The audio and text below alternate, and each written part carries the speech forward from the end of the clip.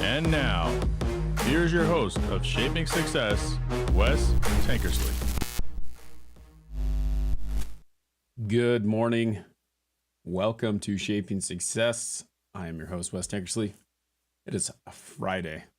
Welcome to Friday. Let's get this mic a little bit closer. If you guys didn't know, we're live on YouTube. You can go check that out. You go Shaping Success, Wes Tankersley, and go check that out. Gonna be some changes. We'll see how this goes. Working on a new logo, working on a couple things. What is going on, Nikki, over on TikTok? Or on YouTube. I'm sorry. Again, like I said, you can go over to YouTube and follow it. We are 2 away from 2,400 as far as subscribers go on TikTok. Or on YouTube. I don't know. I'm looking at TikTok, looking at my camera, looking at all this stuff and just talking. So anyway, we are live on TikTok too. And I just found out something really cool about TikTok is I can upload this directly to there because you can do a 60-minute video. So now people will be getting the full episode on TikTok if they want to watch it there as well. What is up, Michelle? We do have a chat room over on YouTube. Also kind of answer some questions here in the bottom if we get to them, but it is great to have you guys here. Coming off of, I've kind of gone back and forth with doing this for a while now, trying to decide if I'm going to go Monday, Wednesday, Friday, Monday and Friday for just the regular morning coffee where I just kind of babble and talk. And I don't know, there's good information here. It's just kind of an interesting thing to get to share who I am, what I do, how I do it with people. And, just kind of life things. And it was funny because I was thinking about that and thinking about where this has gone, how it's been, what have I done, where have I gone. I've done 50 something episodes this month or this year so far, which is more episodes than I did in previous years. And so it's just one of those things, trying to figure it out, trying to decide what it is, because it's been, 5 years since I've been doing this podcast and where it's going. And I know that it's been 5 years because when I woke up yesterday, Facebook reminded me, and I kind of like the memory thing on Facebook because it tells you it keeps a timeline for you of where you are at. And I looked at it and it showed this post on my Facebook this morning and it was like, this is your memory. And I don't think I have it hanging in here. It's somewhere in the house or something like that, but I have a master's degree. And yesterday was the 5-year anniversary of when I received my master's degree. 5-year anniversary. Showed up in the mail. I got it. I finished it. I did it.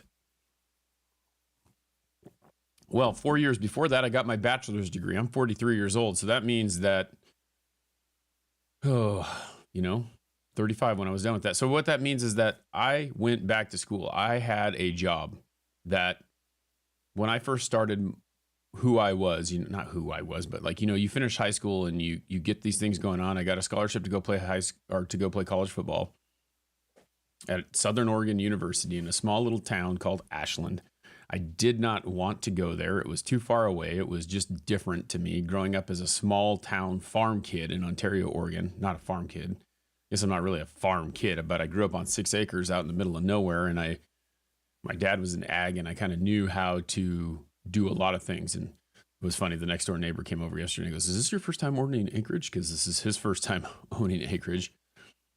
And I see him rolling around and he's doing a bunch of stuff out there on his property. And I've already kind of done it. So that's sidemark, off the beaten path here and getting a little sidetracked. But anyway, it's kind of funny. You grow up out on 6 acres. You learn how to mow the lawn. You learn how to weed. You learn how to move rocks. You learn how to dig holes. You learn how to do all these things that people in the city don't normally do. They just expect that someone comes over and does it for you. So anyway, that's what's cool about having property, although it is a little daunting sometimes. But I graduated high school and my path was, hey, I'm going to go to play college football. And went and decided, that summer before I was going to go, down to California, go hang out with my grandmother, stay with her and spend the summer there and go to the beach and do a bunch of stuff and, relive those moments. And then I met my wife and decided that, hey, you know what, this is a little bit more important to me. I don't necessarily want to go there, pissed my parents off and decided not to go to college, essentially. Year later, we get married and then I, decide, well, now it's time that I do go to college. I'm ready to go to college. And I went back and went to college and got this part-time job working at Les Schwab, which is a tire store here. And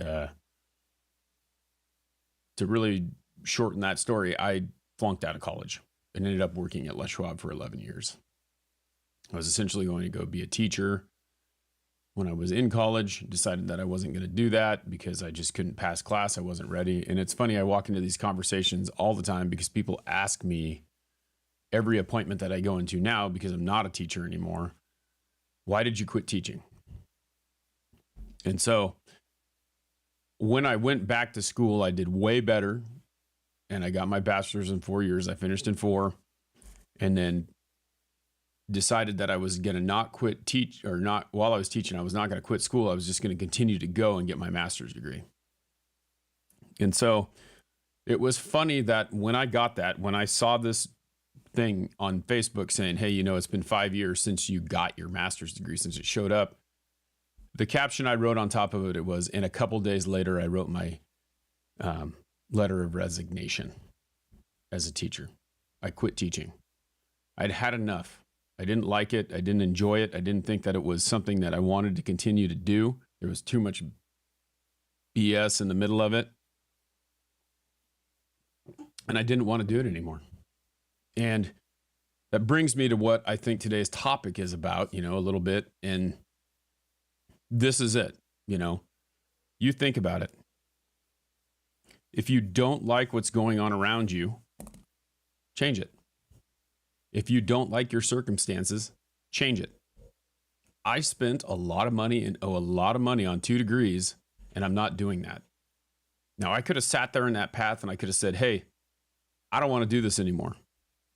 But I got to, because I put all this money into it, because I put all this work into it. But what I realized is that there's a lot of people who sit there and they say, well, I do this because I love it. Well, loving something is only going to take you so far, right? There has to be some sort of growth. There has to be some sort of something for me. And that's my personal opinion. Like, I have to be able to grow every single day. And if I'm not growing, then it's not going to make me better and I'm not going to enjoy it. And maybe that's okay with some people who don't, or maybe they find growth a different way, but I can't find the growth here that I'm trying to find. I can't be better. I can't work towards being more. And I think a lot of times that's what happens with people. But then they get stuck because they don't think that they can get out. They don't think that they can change their circumstances. Or they're scared of what it's going to be like if they do. And I've had this choice in my life. Like, many people, like, I love my wife. She's been in her job for 16 years. Okay. And she loves it and she has a passion for it and she's happy doing it. That's great.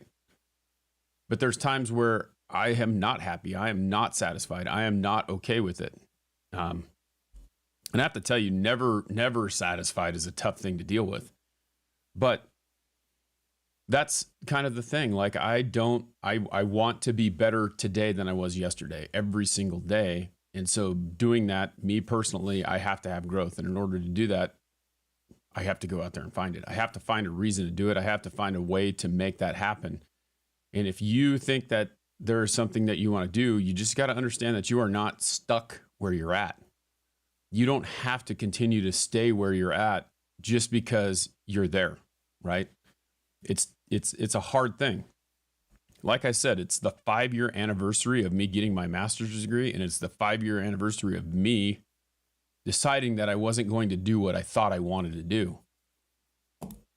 Now what? Where does it go? And I want to tell you that I sit here and I look at it like the money didn't matter, right? But actually the reality is that the money did matter. Teachers are highly underpaid in Idaho. And then all of the things that you have to deal with are ridiculous. And we as parents and teachers and things like that allow that stuff to happen and we do nothing about it. And I just decided, that's it. I can't. I'm sorry. The chat room is blown up over there. We got some misspelling, some typos, people just making me laugh. But anyway, the funny thing is that if you don't like your circumstances, you can change it. And I hear so many people like, what am I going to do? What am I going to do? What am I going to do? Well, you're never going to know what you're going to do if you don't try to do something different. And it's sad. It's okay, guys. It's funny. It's sad that, people get stuck in those circumstances and they get stuck in their own way. And what you really have to believe is that you can change it. So my advice to you today is to think about those things and what can you change and how can you change them and how can you make your situation better, because you can't allow other people to tell you that you can't do that. If I can go back to school after thinking that I wasn't good enough and get that degree, if I can go and quit doing something the moment that I get that, you can do anything that you want. And we sit here and we say, well, I have all these circumstances and I can't do this, I can't do that. But if you really want it bad enough, you're going to find a way. And education isn't the only way to get there. I met with a guy the other day that if I'm going to do another interview, it's going to be him. He's going to come in here and we're going to talk about it. But I met with this guy who basically told me, and it's the same thing that I believe. You can learn more on your own than you can in a college. The only thing that the college gives you is a piece of paper that says that you have done the work. That's it. But people can also see you do the work. He was talking to me about not having a degree not an MBA, but he learned more doing the work than he did actually going to school. You can get the experience. It's a harder way to get there sometimes, but it's worth it if you think you can do the work, if you want to do it bad enough. A couple quotes here that we're going to go through real quick, and I just want to get to those and let you know that let's see, they also control what sources you use. Yeah, exactly. They do. They control what sources you use. You're correct. You have a clean slate every day you wake up. You have a chance every single morning to make the change and be the person that you want to be. You just have to decide to do it. Decide today is the day. That's from Brandon Burchard. You guys need to make sure that's what I'm talking about. Like, you have the choice. You make the decisions. You are in control of your own path. No one else controls that for you. If you hate your job, if you hate your life, find a way to change it. You owe it to yourself to be the best you can be the hardest working person you know. Right? Go out there and do the work. No more excuses. Do you want to be a leader? Do you want to be a follower? Do you want to be the person who just says, it's not worth it, I can't do it? Do you want to listen to all those people tell you no? You don't. All right. So just remember that when you're thinking about quitting, thinking about where you want to be. You're never too old. You're never too young. You're never come from a situation that you can't change. All right. If you don't like what's going on around you, change it. That's what I got for you today. I want to thank you guys for hanging out with me. Thanks to our Patreons, Nikki, Anna Mellon. Thanks to our TikTok subscribers, Michelle, Frank, Lance Ayers, Nikki Pav. That's it. That's 4. I had to think about it. If you guys want to support the show, go to patreon.com/Wes Tankersley. You can go join that for as little as $3 a month and help me to keep it going. Subscribe here on TikTok. Make sure you put on those notifications. Make sure you subscribe on YouTube as well. I found out this morning that I can stick up the whole video on TikTok now as long as 60 minutes. These aren't going that long, but they're there. As like I talked about in the beginning, we're shifting to Monday, Friday, and then Wednesday is the book review with Robert Watson, which we're getting close to being about halfway through. Really good lessons in life in there. Until next time, I challenge you to find the shape of your success.